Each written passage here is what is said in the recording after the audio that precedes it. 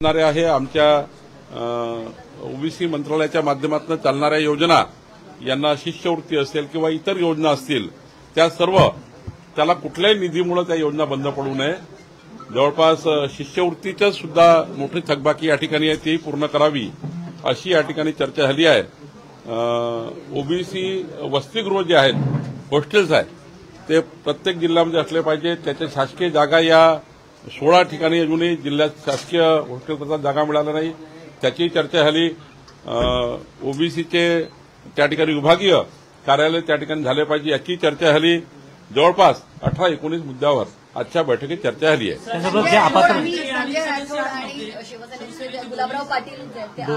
आज या ठिकाणी कॅबिनेट झाल्यानंतर मला वाटतं गुलाबराव पाटील आज कॅबिनेटमध्ये बहुतेक दिसले नाही त्यामुळे त्यांनी आले नसतील।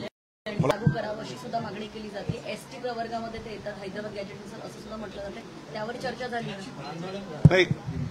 बंजारा समाजाचं जे आंदोलन आहे त्यांची मागणी ही जी शेड्यूल ट्राईबमध्ये आहे शेवटी शेड्यूल ट्राईबमध्ये घेत असताना जे काही केंद्र सरकारच्या या शेड्यूल ट्राईबचे जे काही कमिशन आहे किंवा जे काही कायदे आहेत त्याप्रमाणे शेड्यूल ट्राईबमध्ये जात असताना हे संपूर्ण केंद्र सरकारपर्यंत याचं जे जाती अंतर्भूत करताना याचा संपूर्ण डेटा हा केंद्र सरकारकडे आहे।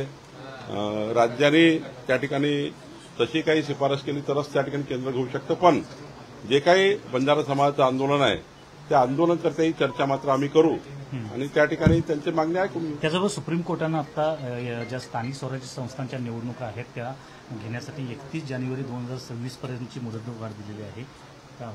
नाही, सुप्रीम कोर्टाने याआधी जे राज्य सरकारला किंवा राज्य निवडणूक आयोगाला हे सुचवलंच होतं की लवकरात लवकर निवडणुका झाल्या पाहिजे आणि मला वाटतं राज्य निवडणूक आयोगांची तयारी केलेली आहे त्याप्रमाणे तर असं वाटतच आहे की साधारण डिसेंबर जानेवारीपर्यंत निवडणुका त्यांचं जे शेड्यूल दिसत आहे ज्याप्रमाणे प्रभाग रचना सुरू आहे ज्याप्रमाणे त्या ठिकाणी आरक्षणाची आता जसं जिल्हा परिषद अध्यक्षाचं आरक्षण निघालं आहे आपण बघितलं असाल ही जी तयारी सुरू आहे मला असं वाटतं की डिसेंबर जानेवारी जो सुप्रीम कोर्टाने डेडलाईन दिली आहे राज्य सरकार जे काही आवश्यक त्याला जे काही निवडणूक आयोगाला जे काही मनुष्यबळ पुरवावं लागतं किंवा जे काही राज्य सरकारची मदत राज्य निवडणूक आयोगाला द्यावी लागतं ती तर मिळणारच आहे। तर राज्य निवडणूक आयोग मला असं वाटतं की सुप्रीम कोर्टाच्या निकालाप्रमाणे आपली प्रक्रिया पूर्ण करेल।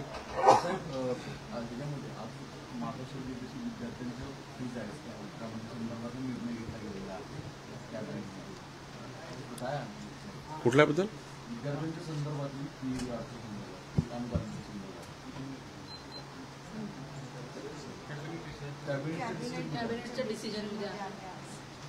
आजच्या कॅबिनेटमध्ये शिष्यवृत्तीबद्दल मला वाटतं आज शिष्यवृत्तीबद्दल चर्चा नाही झाली पण निर्वाह भत्ता जो विद्यार्थ्यांना निर्वाह भत्ता ओबीसीतल्या समाज कल्याण स्वच्छतेसाठीचा तो वाढवून जवळपास दुप्पट करण्यात नाही त्याच्यामध्ये एवढंच सांगितलं आहे की अनुसूचित जमाती आणि शेड्यूल कास्ट या दोन्ही जमातीमध्ये सारखेपणा असली पाहिजे ती सारखेपणा यावी एवढंच त्यामध्ये म्हटलेलं आहे। म्हणजे शेड्यूल कास्टच्या सवलती आणि शेड्यूल ट्राईबच्या सवलती या ज्या त्यांच्या बजेटेड आहे त्या बजेटेड आहेत फक्त यामध्ये कुठलाही डिफरन्सेस राहू नये। शेड्यूल ट्राईब आणि शेड्यूल कास्टच्या एकंदरीत शिष्यवृत्ती किंवा कुठली योजना ही सारखी असली पाहिजे याबद्दलची चर्चा आहे। तुम्ही मगाशी म्हटलं की दाखले देताना फोर्जरी होऊ नये या संदर्भात काही तहसीलदारांना हे धरलं जाईल उत्तरदायित्व त्याचं नाही। ऑलरेडी जेव्हा कुठलंही आपण प्रमाणपत्र देतो जातीचं प्रमाणपत्र देतो तेव्हा त्याचे बंधन आहेत। आमचे प्रांत येतात तहसीलदार त्या ठिकाणी शिफारस करतात आणि प्रांत इश्यू करतात तेव्हा जे काही अप्लिकेशनचं फॉर्मॅट आहे त्या अप्लिकेशन फॉर्मॅटमध्ये दिलं आहे कुठलंही जात प्रमाणपत्र इश्यू करताना काय काय डॉक्युमेंट द्यावे लागतील आणि आता तर आपल्या जीआरमध्ये स्पष्ट आहे की तुम्हाला कुठले कुठले प्रमाणपत्र जोडावं लागतील तरच त्या ठिकाणी जात प्रमाणपत्र इश्यू करतात। आज माननीय भुजबळ साहेबांनी जे काही डॉक्युमेंट या ठिकाणी समितीसमोर आणले त्यामध्ये जवळपास 15-16 डॉक्युमेंट त्यांनी दाखवले ज्या ठिकाणी फोर्जरी झाली आहे, म्हणजे खोडतोड झाली आहे. तर आमचं एवढंच या ठिकाणी समितीचं सर्वांचंच या ठिकाणी एकमत आहे की कुठल्याही फोर्जरीचे असलेल्या डॉक्युमेंटवर कुठल्याही तहसीलदार प्रांतांनी फोर्जरी डॉक्युमेंटवर मात्र सर्टिफिकेट इश्यू करणं योग्य होणार नाही. नियमाप्रमाणे मराठा कुणबी मराठा असेल तरच त्या ठिकाणी तुम्ही इश्यू करा.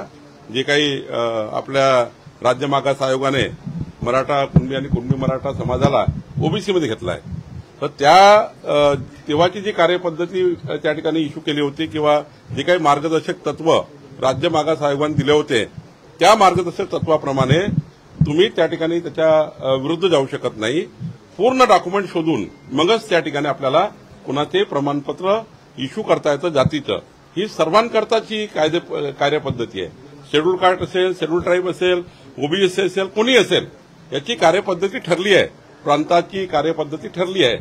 कोणत्याही पद्धतीचं चुकीचे डॉक्युमेंट जाणार नाही. पण भुजबळ साहेबांनी जे दाखवलं, काही फोर्जरी डॉक्युमेंट त्यांनी आता समितीसमोर आणले होते, त्यावर आम्ही असा निर्णय घेतला की कुठल्याही फोर्जरी डॉक्युमेंटच्या आधारावर कुठल्याही प्रांताने चुकीच्या पद्धतीने दाखले देऊ नये. एवढं मात्र त्या ठिकाणी हे कार्यपद्धतीचा भाग आहे, तो भाग त्यांनी पूर्ण करावा. जवळपास 1.25 लाख महिला लाडक्या बहिणींचं नाव जे आहे ते मराठवाड्यातून कमी करण्यात आलं किंवा त्यांना लाभ भेटत नाही अशा पद्धतीची बातमी जी आहे ती समोर येताना पाहायला मिळत आहे. दिवसेंदिवस लाडक्या बहिणींची संख्या राज्याची नियमावली आहे आणि राज्य मागास आयोगाने आणि केंद्राच्या अनेक यामध्ये जे अनुसूचित जाती जमाती संविधानाने जो कायदा तयार केला आहे, तर मला असं वाटतं की असं कुणाला बंजारा समाजाचं वेगळं त्या ठिकाणी त्यांना वेगळ्या पद्धतीने गणला गेला आहे. बंजारी समाज ओबीसीमध्ये आहे. मला वाटतं की असं एक बंजारा समाज स्टेटस सारखा आहे असं त्या ठिकाणी मी तरी म्हणेल की आज बोलणं योग्य होणार नाही. नाही, मला वाटतं धनंजय मुंडेंचं काही बोलण्याचं तात्पर्य तसं नसावं. बंजारा आणि वंजारी त्यांनी बोलताना जे काही बोलले आहेत त्याबद्दल त्यांचा बोलण्याचं तात्पर्य असं नसावं, पण थोडा समाजामध्ये त्या ठिकाणी एक बंजारा समाजाला त्याबद्दल एक त्यांची भूमिका बाहेर आली आहे. मला वाटतं याच्यात काही फार वाद पेटवण्याचं काही कारण नाही. विदर्भ आणि मराठवाड्यामध्ये अतिवृष्टी झाली आणि अनेक ठिकाणी प्रचंड शेतीचं नुकसान झालंय. आजच्या कॅबिनेटच्या संदर्भात काही चर्चा झाली, कारण तिथे शेतकऱ्यांची प्रामुख्याने आता मागणी की ओला दुष्काळ मागणी. माननीय मुख्यमंत्र्यांनी आज मंत्रिमंडळ बैठकीमध्ये मदत पुनर्वसन विभागाला आणि राज्य शासनाच्या वतीने अत्यंत वेळेत सर्व पंचनामे व्हावे आणि तातडीनं पंचनाम्यानुसार आणि आपल्या एनडीआरएफ एडीआरएफच्या नियमाप्रमाणे सर्व मदत ही पूरग्रस्तांना आणि अतिवृष्टीमध्ये असलेल्या शेतकऱ्यांना व्हावी याचे आदेश दिले. माननीय अजितदादा पवारांनी सांगितलं की कुठल्याही परिस्थितीमध्ये फायनान्स डिपार्टमेंट याकरता कुठलाही जे काही आउटले आहे तो आउटले पूर्ण त्यांनी वितरित केला आहे. मदत पुनर्वसनकडे जे काही शासन निर्णय करायचे आहे ते पटापट केले पाहिजे, कारण त्यांना जीआर काढावा लागतो प्रत्येक जिल्ह्याच्या अतिवृष्टीच्या नुकसान भरपाईचा. आजच्या बैठकीत माननीय मुख्यमंत्र्यांनी अत्यंत स्पष्टपणे तातडीने म्हणजे पंचनामा झाल्या त्यांना मदत मिळाली पाहिजे, पंचनामे सुद्धा वेळेत केले गेले पाहिजे आणि सर्व जिल्हाधिकाऱ्यांना निर्देश आज माननीय मुख्यमंत्र्यांनी कॅबिनेटच्या बैठकीच्या माध्यमातून त्यांच्या प्रधान सचिवाच्या माध्यमातून द्यायला सांगितलेले आहे आणि मला वाटतं की लवकरात लवकर यामध्ये कारवाई पूर्ण होईल. विरोधक म्हणतात की राज्यावरती मोठ्या प्रमाणात कर्जाचा बोजा जो आहे तो वाढत चाललेला आहे. जवळपास आता 9 लाख कोटी रुपयांचं कर्ज राज्यावरती येणार आहे. त्यामुळे येत्या काळामध्ये या कर्जाच्या डोंगरातून राज्य सरकार बाहेर निघणार नाही असं मत जे आहे ते विजय वडेट्टीवार नाना पटोले व्यक्त करतात. विजय वडेट्टीवार नाना पटोलेंनी काही काळजी करायची गरज नाही. तुम्ही काळजी करू नका. माननीय मुख्यमंत्री देवेंद्र फडणवीसजी, एकनाथ शिंदेजी, अजितदादा आमच्या तीनही नेतृत्व करावयाचं काम हे मुख्यमंत्री करतायत. त्यामुळं या राज्याच्या विकास कामाकरता कसा पैसा आणायचा, कसे राज्य विकसित राज्य करायचं याचं संपूर्ण व्हिजन माननीय मुख्यमंत्र्यांनी तयार केलेलं आहे आणि आमचे मुख्यमंत्री विकसित महाराष्ट्राला नेत आहे. त्यामुळं वडेट्टीवार आणि नाना पटोलेंनी फार काळजी करू नये. तुम्ही सांगितल्याप्रमाणे त्यांना सांगा आमचा निरोप.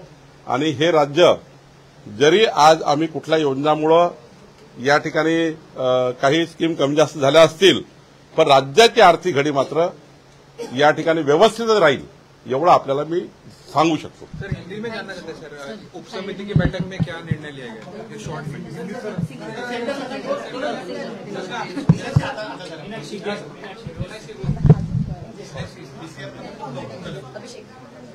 आज ओबीसी समाज के लिए और ओबीसी समाज की योजना के लिए, योजना का नियंत्रण करने के लिए कैबिनेट सब कमेटी जो बनाई गई थी उसकी बैठक आज हुई है. इस बैठक में हमारे छगन भुजबल जी, पंकजाताई मुंडे जी, हमारे ओबीसी मिनिस्टर अतुल सावे जी, दत्ता भरने जी, गणेश नाइक जी, हम सब लोग इस बैठक में थे. इस बैठक में केवल ये महत्वपूर्ण 18-19 महत्वपूर्ण निर्णय के ऊपर चर्चा हुई. 18-19 विषयों पे चर्चा हुई, जिसमें महत्वपूर्ण था कि कोई भी ओबीसी का कास्ट सर्टिफिकेट जो महाराष्ट्र में इश्यू होगा वो फॉर्जरी डॉक्यूमेंट पे नहीं होगा. कोई भी फॉर्जरी डॉक्यूमेंट पे हमारे जो सब डिविजनल मजिस्ट्रेट है, एडीओज है, सब डिविजनल ऑफिसर्स है, ये कोई भी गलत डॉक्यूमेंट पे सर्टिफिकेट इश्यू नहीं करेंगे. ये फॉर्जरी डॉक्यूमेंट के ऊपर कोई भी कास्ट सर्टिफिकेट नहीं बनेगा. इसलिए निर्देश देना चाहिए.